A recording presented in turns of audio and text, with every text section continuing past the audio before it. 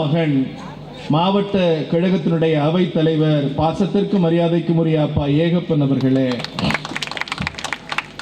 நிகழ்வில் பங்கேற்றிருக்கிற அண்ணன் நாதன் அவர்களே, சகோதரர் உமாகாந்த் அவர்களே, இயக்கத்தின் மூத்தவர்களே, இந்த எழும்பூர் சட்டமன்ற தொகுதியில் இருக்கக்கூடிய பகுதி கழக வட்டக்கழக செயலாளர்களை எல்லாம் தலைவரிடுகிற உத்தரவை சிறமேற்கொண்டு தொகுதி பார்வையாளராக பணியாற்றி கொண்டிருக்கிற பாசத்திற்குரிய மருத்துவர் சகோதரி யாழினி அவர்களே, இந்த நிகழ்வில் இந்த பொதுக்கூட்டத்தினுடைய நோக்கத்தை விளக்குவதற்காக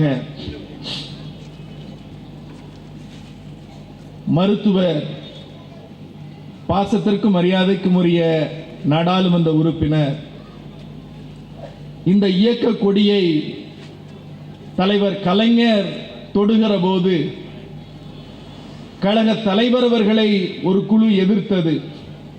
ஆனால் எதிர்த்த குழுக்களை எல்லாம் எதிர்த்து குரல் கொடுக்கிற முதல் ஆளாய் இருந்து வந்த குடும்பத்திலிருந்து இந்த இயக்கத்தை கருப்பு சிவப்பு கொடியை தமிழகமெங்கும் தாங்கி பிடித்த இந்த இயக்கத்தின் தலைவர் கலைஞர் அவர்களின் பக்கபலமாய் இருந்த NVN சோமு அவர்களுடைய குடும்பத்திலிருந்து வந்து இன்றைக்கு இயக்க பணியை டெல்லியில் கருப்பு சிவப்பு கொடியை தாங்கி பிடித்துக் கொண்டிருக்கிற என் பாசத்திற்கு மரியாதைக்கும் உரிய அக்கா கனிமொழி சோமு அவர்களே, மாணவ பருவத்திலிருந்து எங்களை எல்லாம் வளர்த்து இன்றைக்கு இந்த மேடையில் என்று பேசுவதற்காக வளர்த்திருக்கிற கழகத்தினுடைய துணை பொதுச் செயலாளர் பாசத்திற்கு மரியாதைக்கும் உரிய கொள்கை முரசு அண்ணன் திருச்சி சிவா அவர்களே, நண்பர்களே, ஓரணியில் தமிழ்நாடு இந்த நோக்கத்தை மருத்துவர் யாழினி அவர்கள் தொட்டுவிட்டு போனார். கழக தலைவர் சொன்னார், மண் மொழி இனமானம் காக்க என்னோடு ஓரணியில் திரளுங்கள். இது கேட்பவர்களுக்கு ஏதோ சாதாரணமாய் தெரியலாம். நேற்றைக்கு ஒரு செயற்குழுவில் மெரினா பீச் சும்மாத்தான கிடக்குது, அங்க ஏர்போர்ட் கட்டலாமே என்கிற ஆகச்சிறந்த அறிவாளிகள் எல்லாம் முதலமைச்சர் என்று உளறி கொண்டிருக்கிற வேளையில் நான் பெயரை சொல்லி இந்த மேடையை கொச்சைப்படுத்த விரும்பவில்லை. ஏனென்றால் இந்த மேடை கருப்பு சிவப்பு காரனுடையது, திமுக காரனுடையது. தந்தை பெரியார் இந்த இயக்கத்தை தொடங்குகிற போது சுதந்திரம் வேண்டாம் என்று சொன்னார்.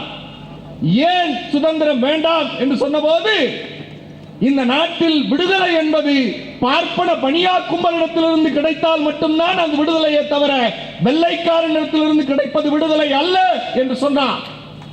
ஏன் பார்ப்பன பணியா கும்பல் என்று சொன்னார் என்றால், வந்தேரிகளாக கைபர் போலன் கணவாய் வழியாக உள்ளே வந்தவர்கள் இந்த மண்ணை ஆக்கிரமித்தார்கள். எப்படி ஆக்கிரமித்தார்கள்? இல்லாத சாதியை இருக்கிறது என்று நம்ப வைத்தார்கள். சாதியின் மூலதனம் மதம் என்றார்கள், மதத்தின் மூலதனம் கடவுள் என்றார்கள். அந்த கடவுளுக்கும் உனக்கும் தொடர்பு இல்லை, நீ கடவுளிடத்தில் பேச வேண்டும் என்றால் நாங்கள் தான் குறுக்கே நிற்போம் என்று ஆரிய வருணாசிரம தர்மத்தை சிதைத்து இந்த மண்ணை சாதிய கொடுமைகளால் ஆக்கிரமித்தார்கள். இந்த மண்ணை தந்தை பெரியார் மீட்டெடுத்தார். தந்தை பெரியார் மீட்டெடுத்தார். எப்படி? கடவுள் மறுப்பாளராக, வெள்ளைக்காரன் சுதந்திரம் தான் வேண்டும் என்கிறீர்கள், இந்த பார்ப்பன பணியாக்கும் இடத்தில் வந்தால் வெள்ளைக்காரன் கொடுத்த கல்வி நிறுத்தப்படும், வெள்ளைக்காரன் கொடுத்த சுதந்திரம் நிறுத்தப்படும். ஏன் ரயில் பெட்டியில கூட ஒருத்தர் நீங்க பயணிக்க முடியாது அப்படின்னார் பெரியார். அந்த நிலை வந்தது. பார்ப்பன பணியாக்கும் இடத்திலிருந்து அந்த நிலை வந்தது. வாவேசு ஐயர் பார்ப்பன வீட்டு பிள்ளைகளுக்கு வாழை இலை சாப்பாடு, நம் தமிழ் வீட்டு பிள்ளைகளுக்கு கொட்டாங்குச்சி சரட்டையில் அலுமினிய தட்டில் சோறு போட்டு மூளையில் நிற்க வைத்து உண்ட காட்சி இந்த தமிழ்நாடு கண்டது. தந்தை பெரியார் காங்கிரஸ் பேரியக்கத்திலிருந்து வெளியேறினார். சொன்னார், இப்படி ஒரு பொது நிறுவனத்திலிருந்து வருகிற அந்த காசில் சாதிய பாகுபாடோடு எங்கள் தமிழ் பிள்ளைகளை இவ்வளவு கேவலமாக நடத்துவதை ஒருபோதும் ஏற்றுக்கொள்ள மாட்டேன் என்று சொல்லி காங்கிரசிலிருந்து வெளியேறி நீதி கட்சியினுடைய நீட்சியாக திராவிடர் கழகத்தை தொடங்கினார். திராவிடர் கழக சித்தாந்தம் வேறு. அதில் இருந்து நம்முடைய இயக்கம் தோன்றியது. 1949 செப்டம்பர் 17 கொட்டுகிற மலையில் ராபின்சன் பூங்காவில் பேரறிஞர் அண்ணா சொன்னார், நான் இங்கே நடுவது ஒரு ஒட்டு மாஞ்செடி, அந்த மாஞ்செடி வளரும், வேர் விடும், கிளை விடும், காய்கள் காய்க்கும், கனிகள் வரும், பூக்கள் பூக்கும், பல மரத்து பறவைகள் இந்த மரத்தில் வந்து உட்காரும். ஆனால் 50 ஆண்டுகள் கழித்து இந்த மரத்துக்கு கீழ் மானமும் அறிவும் கொண்ட ஒரு தமிழ் சமூகம் பாதுகாப்பாய் வாழும் என்று அன்றைக்கு அண்ணா சொன்னார். இன்றைக்கு இவ்வளவு பேர் இங்கே உட்கார்ந்து இருக்கிறோமே, ஆயிரக்கணக்கில் தன்மானத்தோடு மானத்தோடு மானமும் அறிவும் கொண்டவர்கள் நாம்.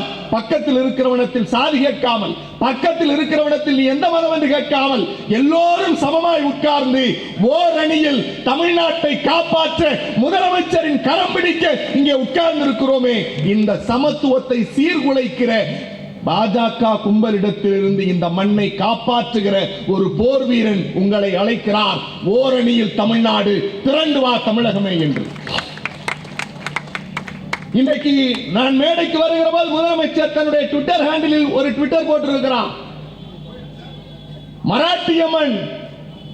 மராட்டியம்மன் ஹிந்தியும் மராத்தியும் பேசக்கூடியது, அவருடைய தாய்மொழி மராத்தி.